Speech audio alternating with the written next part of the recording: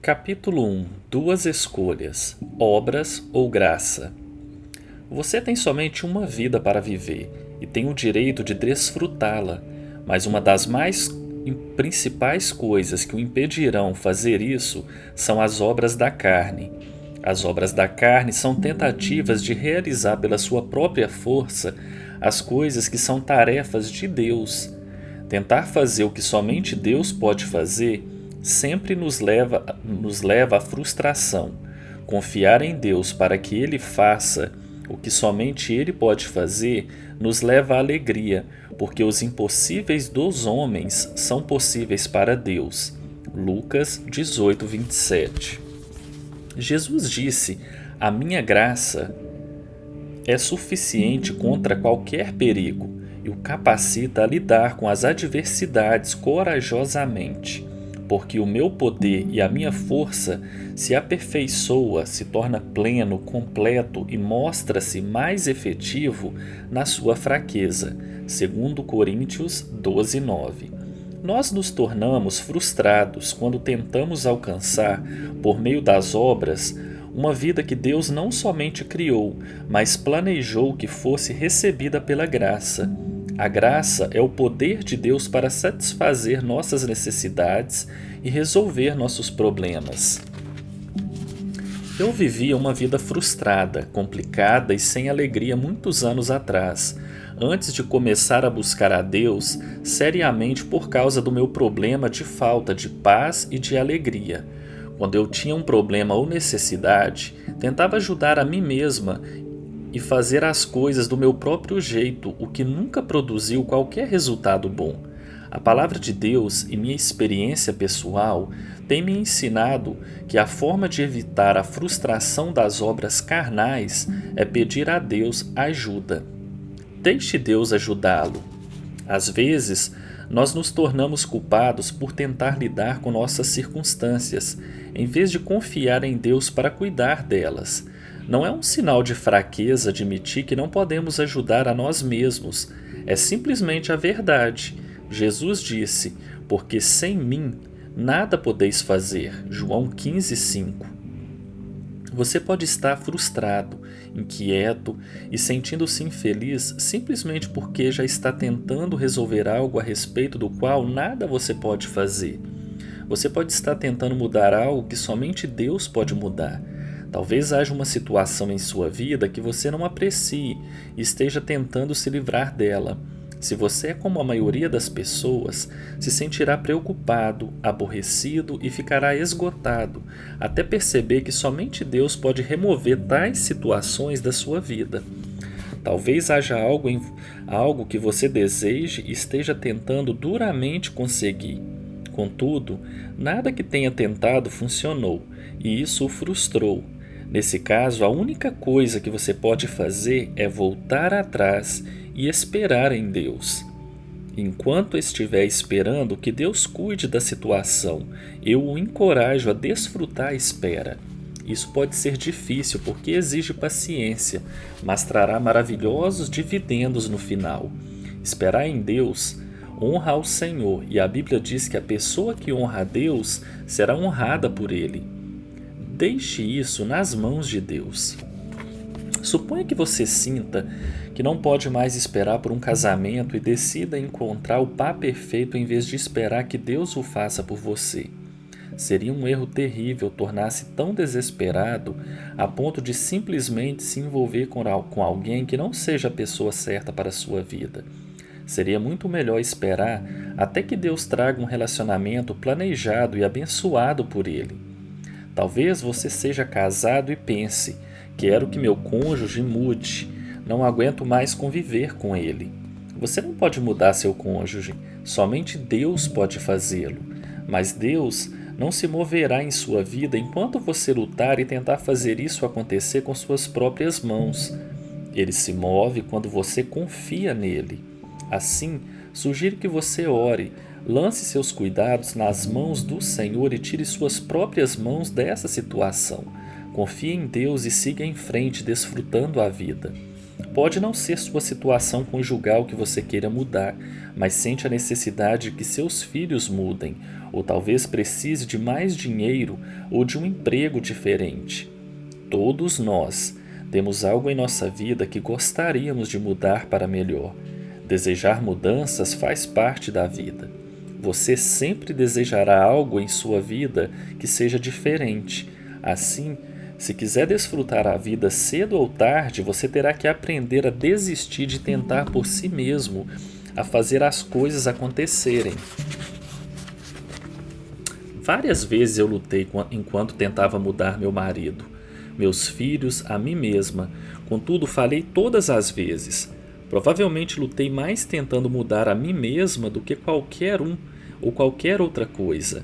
A verdade é que você não pode mudar a si mesmo, somente pode dizer a Deus o que você deseja mudar, abrir a sua vida a Ele cada dia por meio da oração e deixar o restante com Ele. Peça-lhe ajuda fazendo esta oração: Pai, trabalha em mim, me transforma. Sei que não posso fazer isso com minhas próprias forças e nem é o meu papel fazê-lo, mas eu desejo que tu o faças, porque creio que somente tu podes fazê-lo da forma certa.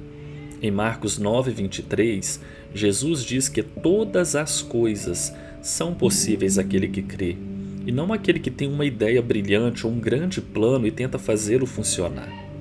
Obras que não funcionam. A palavra ensina que o povo de Deus cavava poços que não podiam conter água, porque dois males cometeu meu povo.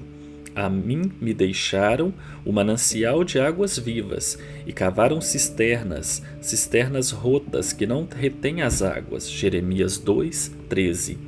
Sei o que é trabalhar duramente sem resultados. Passei muitos anos de minha vida cavando poços vazios como esses, e posso lhe dizer, realmente não nos desgasta. Você pode estar cavando um poço vazio agora mesmo. Talvez esteja trabalhando em algo ou na vida de alguém. Você pode ter seu próprio projeto em andamento.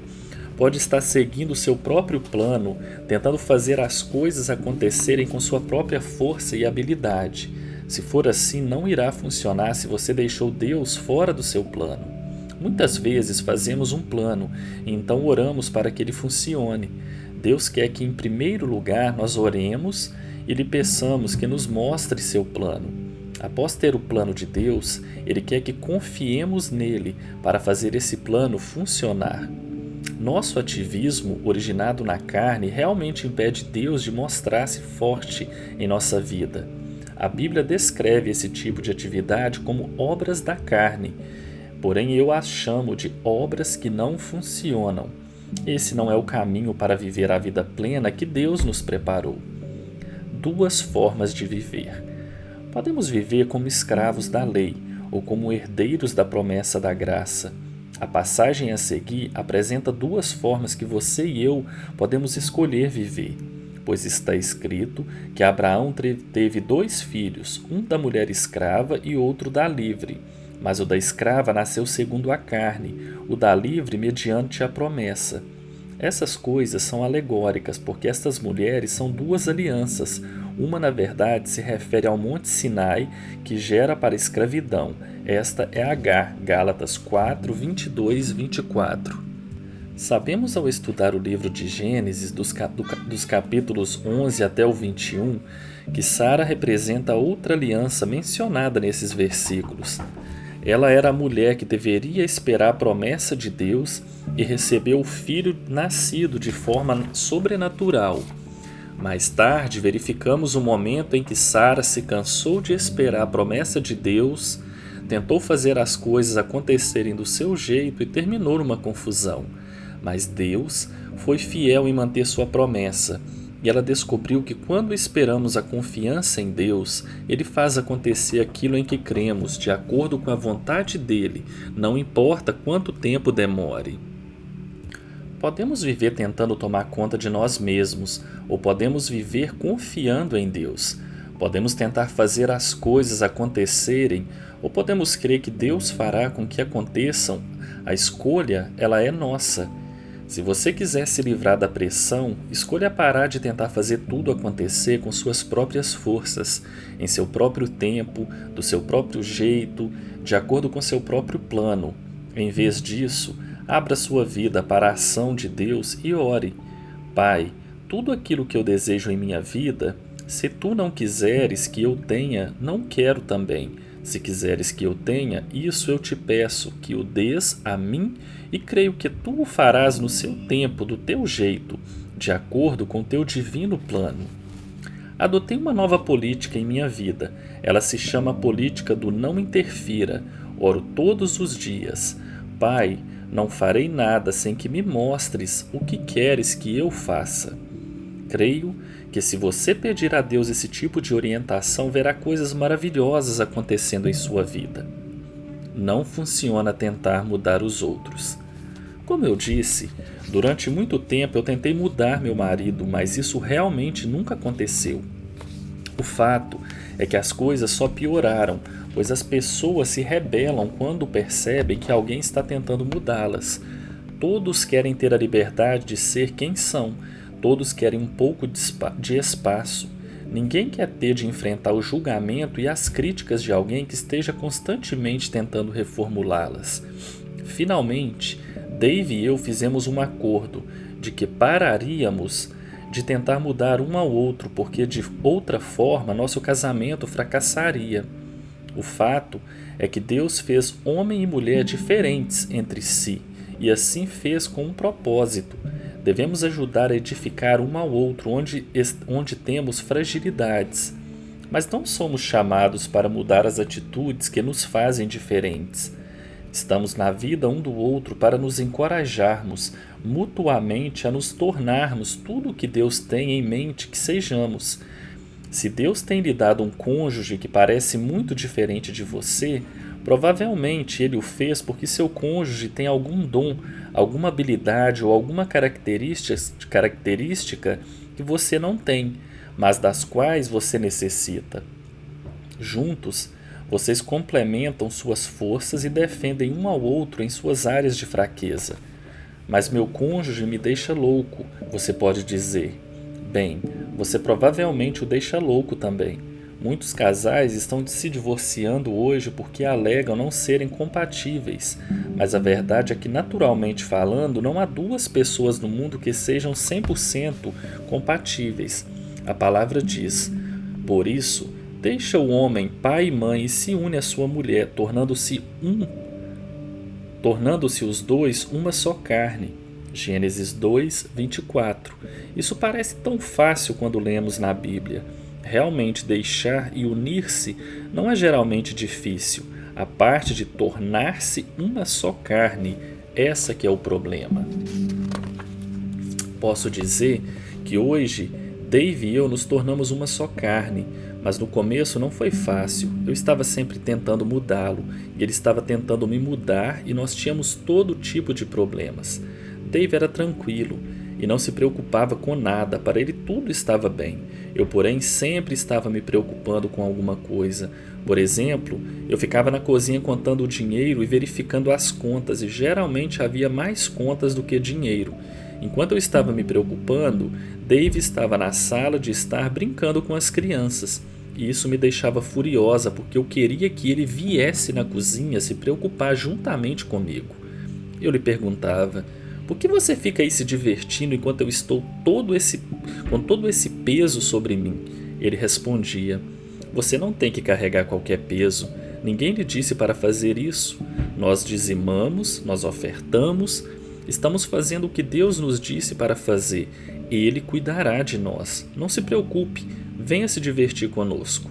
Ah, não, eu tinha de me preocupar, tinha de tentar imaginar de onde viria o dinheiro para pagar todas aquelas contas. Eu dizia: bem, se Deus tiver que nos dar algo por intermédio de quem Ele o fará, e como o fará e quando o fará.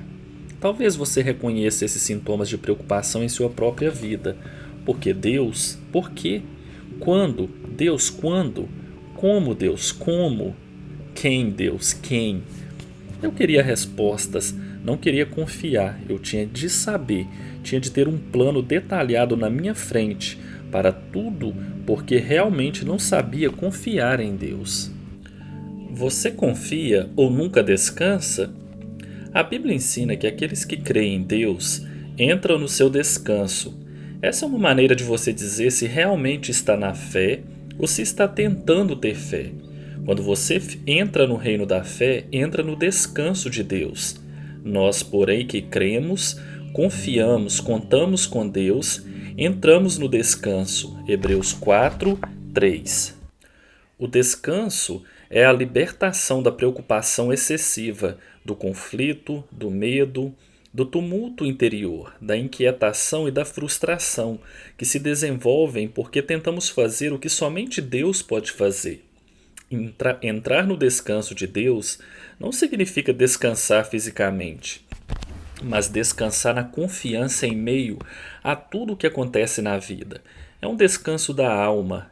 A mente, a vontade e as emoções experimentam a paz. Você pode descansar em Deus porque sabe que Ele vai cuidar de você e suprir suas necessidades. Você não sabe quando ou como, e isso realmente não importa, porque você está desfrutando a vida e qual tem direito enquanto Deus trabalha em seu problema. Deus quer que vivamos dessa forma, mas para fazer isso, creia que Ele existe e que se torna galardoador dos que intensamente e diligentemente o buscam. Hebreus 11:6. Dave e eu somos diferentes um do outro e, contudo, aprendemos a conviver um com o outro. Temos aprendido a respeitar nossas diferenças. Temos trabalhado juntos em muitos projetos que exigem a nossa confiança em Deus. E quanto a você? De que forma quer viver? Você quer viver pela promessa de Deus ou pelo seu esforço? Creio que Deus o fez ler esse livro para que você decida mudar sua vida. Se você está cansado, eu o encorajo a entrar no descanso de Deus. Desista de tentar controlar tudo e todos ao seu redor e simplesmente permita que Deus faça por você o que somente Ele pode fazer. Não importa o que você esteja enfrentando, Deus quer ajudá-lo. Após seu filho Jesus ter morrido na cruz por nossos pecados, ressuscitar da sepultura e subir aos céus, Deus enviou o Espírito Santo para estar num relacionamento íntimo conosco. Se você convidou Jesus para entrar em seu coração, o Espírito Santo é o seu ajudador e ele está esperando para confortá-lo e ajudá-lo. Isso significa que você não tem mais de enfrentar seus problemas sozinhos. Tenho aprendido que, mesmo se eu criar um problema por falta de sabedoria ou por alguma desobediência carnal, não tenho de enfrentá-lo sozinha. Posso voltar para Deus e pedir perdão e ajuda, e Ele não me abandonará. No capítulo seguinte, observaremos duas pessoas na Bíblia que descobriram por si mesma o que é a obra da carne e que ela é um ladrão da alegria. Capítulo 2. Ladrão da alegria número 1. Obras da carne. Mas agora é só no próximo capítulo.